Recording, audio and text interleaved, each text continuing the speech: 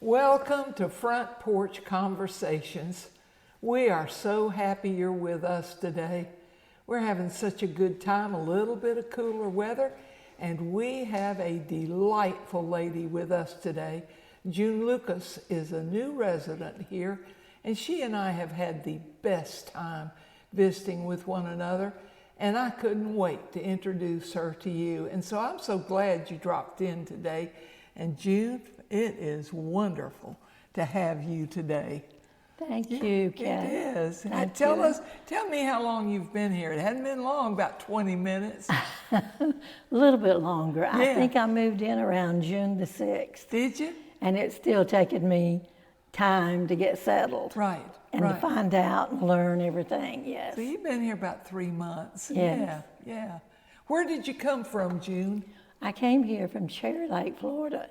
It's a little community with a lake about 11 miles north of Madison, Florida. I bet there are a lot of Floridians that don't know where Cherry Lake is. I don't know, it's growing pretty fast around there, yes. Yeah. I didn't live on the lake. I had some acreage about 1.5 miles from the lake. You did? That's where I had a house. I'll be. That was wonderful, I'm sure, to have that community there. It now, was. Were you raised there? No, I was raised in Hayhira, Georgia. My stars. And that is about 14 miles north of Valdosta, Georgia. Yes, it is. But that's where I was raised and went to school. You did? In Hayhira? Hayhira.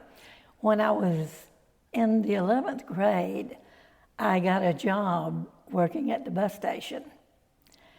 And I have never written out so many tickets to Hollywood, Florida in my life.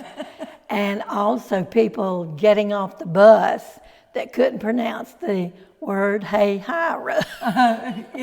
What did they call it? Hayhira. I don't remember all different names except Hayhira. Yeah. They wanted me to explain to them how to pronounce that it. name. Yes. Yeah. I was raised in Alachua County, and we always knew when someone was coming in from up north, we'd say, they always called it Alachua. So I'm familiar with. And Hayhira, when I lived in Georgia, in Griffin, my mom and dad would stop in Hayhira and buy sausage. There was a fabulous meat place in Hayhira that sold sausage. And we stopped every time we went north and south. Well, living on a farm, I guess we made our own sausage. I guess you did. So we didn't have to buy it, so I don't remember the place. You don't? I don't remember any bees there now, but it's the bee capital. In Georgia. Hayhira, really? Yes. And when I was growing up, I don't remember any bees except pollinated the garden or whatever. Yeah, sure. Yeah. I come from a family that are bee people, so you do? I was raised, my grandfather was, and so I was raised around bees and honey and that kind of thing. So you went through school there, right? No, I graduated in Jacksonville, Florida. Oh, you did? I left, yeah. And I live with my aunt in Jacksonville. And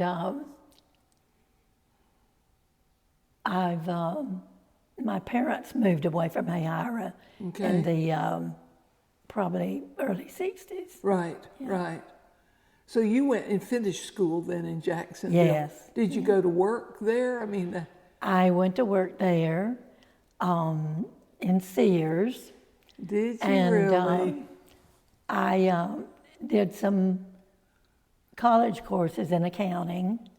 I didn't finish college, but I did take some courses in accounting, and also a course in how to own and operate your own business later on in life. So, Did you really? Hmm. What department did you work in Sears? all of them. All of them? Did They you really? moved us around. Even the little place where they serve food. They served food back at that time? Yes, back in then. Sears? This is the early 60s. Well, it was probably about 1961. Was it? Okay. 60, 61, yeah. Okay. All right. Goes back a long time. It is. It seems like a long time now, doesn't it? Yeah. Do you have brothers and sisters?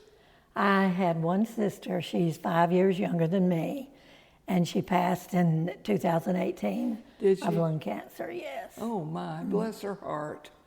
Oh, She had 3 children. Two of them are twins, 2 girls and a boy. yeah. Right. Well, tell me about your family. Well, I was lucky enough to be able to raise 2 granddaughters. Wow. Unfortunately, their mother passed. Good. Right. But I raised them till they got out of school. And we had some good, bad, ups and down times. Isn't that the truth? I don't recommend raising granddaughters. It's hard, isn't it? Now it's hard raising girls, boys, or whatever. is. Yeah. It is. I'm surprised at how many people I run into at our age that say that they had their grandchildren for an extended period of time. And because we helped raise ours for a period of time when our daughter went back to school. Yes. And that was different. You know, I had been without children a long time. You have to become, well, I'm a widow, so I had to become a mother and a father, a grandmother and a grandfather. Were you a widow when you had the grandchildren? Yes. Were you really? I did not realize that. You took on a handful, girl. And I had my mother also at the same time. Well, So, you win. Yep. You win the award. My goodness. So you've got them raised. Yes. And that's good to hear. They both have families. My eldest granddaughter, Pamela, lives in Pueblo, Colorado. Oh, and she my. has 4 children. She has one that's 20, and then one that's, I believe she's turning 6. So that's a gap. Yeah, it is. Yeah, yeah. 3 girls and 1 boy. And then my youngest granddaughter, Michelle, she lives in Sanford, Florida. That's near McClenny. Yeah, right. And she has 2 children. Caden, who is 10, and Cassidy, who is going on 8. Yeah. Oh, B. Well, when we first met, you mentioned that you had been in Europe for a while. I lived in England for a while. What took you That to was England? I married again. My husband was English. I met him over here, You and we did? corresponded for about 3 years. Did Then we had a couple dates a year. And anyway, eventually I wound up, when my daughter left, I wound up later going to live in England with him. We married and lived in England. You did. And he was killed over there in 1987. Well, my stars. And then a couple of years later, in 1989, I came back over here to look after my mother. Yeah. What did he do over there? He was a structural engineer, but he enjoyed the outdoors. He loved working in the garden, and we both belonged to hiking clubs. And You did? yes, and his goal was to have hiked 10,000 miles in 10 years. So when he was killed, his son and a good friend of mine and myself finished the 10,000 miles for him. I think there was about 50 left. So in 10 years, with the help of us, he did his 10,000. Well, Jim. And then his son and I, we climbed Fort William in Scotland, In Scotland. Snowdon in Wales, and Scafell Pike in England, and spread a third of his ashes On each one. each mountain, yes. Well, my stars, how creative are you? Well, no, that was his idea, not mine. Yeah, I've never wanted He always to climb said one mountain. that's what he wanted, and I always jokingly said, well, I'll just throw you out of an airplane. But we didn't. We did what he asked. Well, that's impressive. I didn't realize you had done that. Yeah. How long when you would do that, how long would that climb take? Let's see. I mean, would it be days or weeks? Or Oh, no, it would be a day. a day? Yeah. We could get up there and back in a And day. you did it on those three mountains? The first one we went up was Scafell Pike, I believe, and we didn't realize it, but it snowed, so we were in shorts and our boots. But with the snow, it's white. We really weren't cold, but I remember going up mostly on my knees and coming down on my behind. Did you really? In places. I bet. How long did it take you to do those three climbs? Did you do that we didn't do in them, a no. summer or something? We did it in summers. You did? Yes. Okay. We didn't do it all at one time. We did it 3 different times. You still in touch with his son? Oh, yes. Are you? Yes. We're very close. Well, tell me about your life over there. What was different about living over there than in the States? Well, when I first moved there was no fast foods other than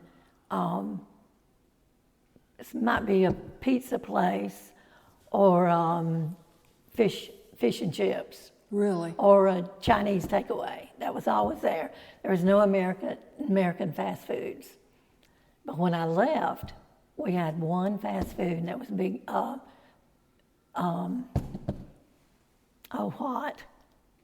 Burger King. Oh, Burger I King. see. They had penetrated by then, right? Yes. And when I went over, you didn't see very many people that were overweight. But now they're just like we are. Fluffy. That's interesting observation. Yeah. Were they welcoming to you? I mean, They were. And since Ron was quite popular in his job. Right. And also in the hiking club. And I made a lot of friends and still have friends that I stay in touch with over there. Oh, do you I really? used to go back every few years, but it's been a while since I've been back, and that's Right. one of my goals now, is to go back before my demise one more time at Sure, least. exactly. Did you work while you were over there or not? I did some work. I didn't know back then what a merchandiser was, and I didn't want a full-time job. My husband didn't want it either. So a friend of mine said, would you be interested in being a merchandiser? And I thought, I wonder what a merchandiser is. I'm wondering too. Well, it's someone that fills the shelves and does order. Oh, okay. Yeah, orders, and that's what I did on Mondays. So you were really in charge of inventory of sorts, Sort right? of somewhat inventory, yes. You did the ordering as well? Only for a certain company. I worked for H.J. Heinz. Did you really? And that's where I learned that England consumes more baked beans than any other country. Oh, And they You do. heard it here. We started with shelves full of baked beans, and by Saturday they were empty. We had to Now, start do they over. eat them like we do? I mean, do they serve them like we do? Not really. Like ours are sweet usually. Yes. Well, theirs is not as sweet out of the can as ours, but they No. have sausage and beans, eggs and beans, beans on toast. Do they really? For Well, breakfast, the first breakfast that I had there, I came down, we were staying in a hostel, the club was, and I came down and they brought me my plate of breakfast, and it was sausage and bacon. Their bacon is really good. Is it? And plate of beans with a poached egg on top. And I looked and I thought, oh my, I don't think I can eat this. I'll be. So they took my plate away and came back without the beans. They did? Well, you know, I'm so interested in the difference in cultures. And when I know that you've lived there a while, sometimes it's not as obvious until you've lived in a place, the difference in cultures. So it was interesting to me when we talked the first time about the difference in cultures there. One of the things you might be interested in is, like I say, when I went over there, women didn't wear tennis shoes or what they call trainers. Right. And they wore heels just about for everything. Really? Well, here I come bebopping over there with blue jeans and tennis shoes and sweatshirts.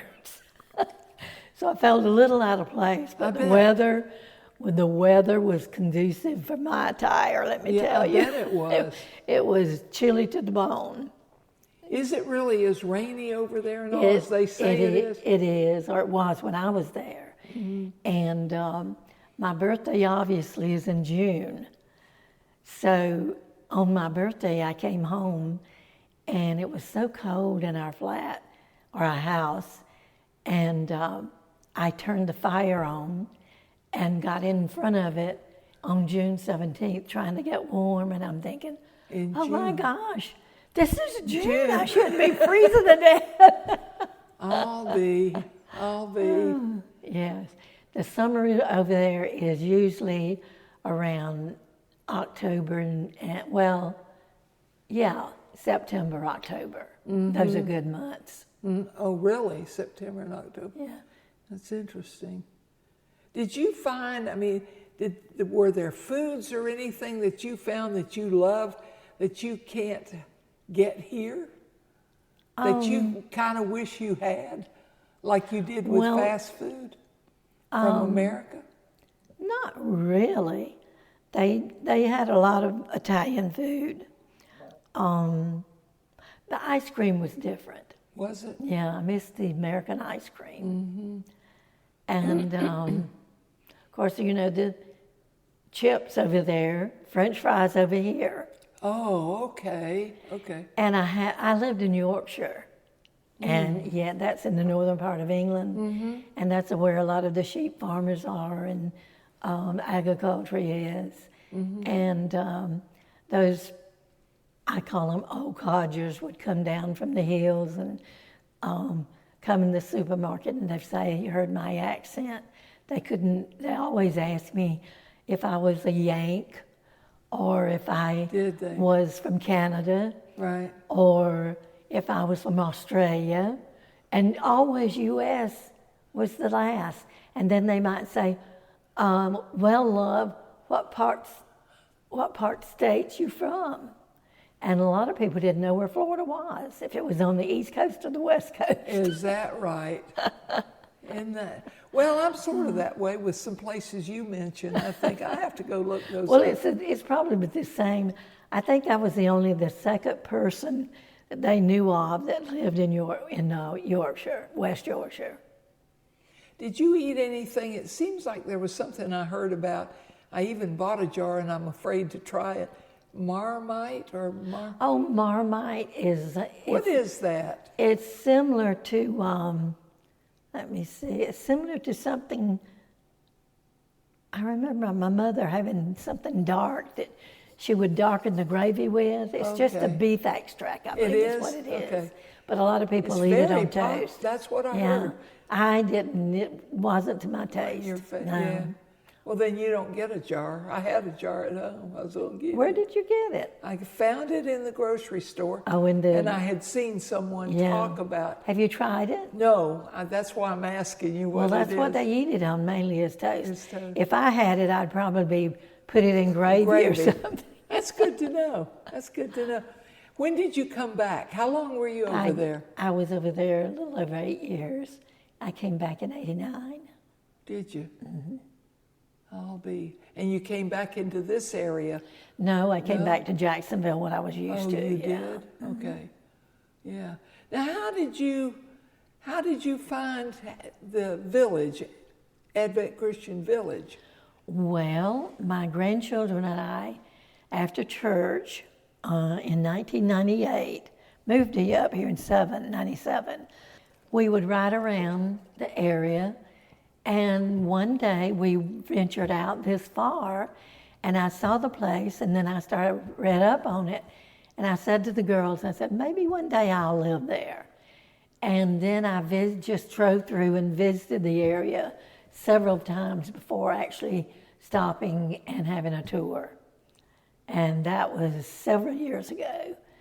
And anyway, when I got to where it was hard for me to keep my place up in Cherry Lake, I got very serious about selling and moving here. And here I am.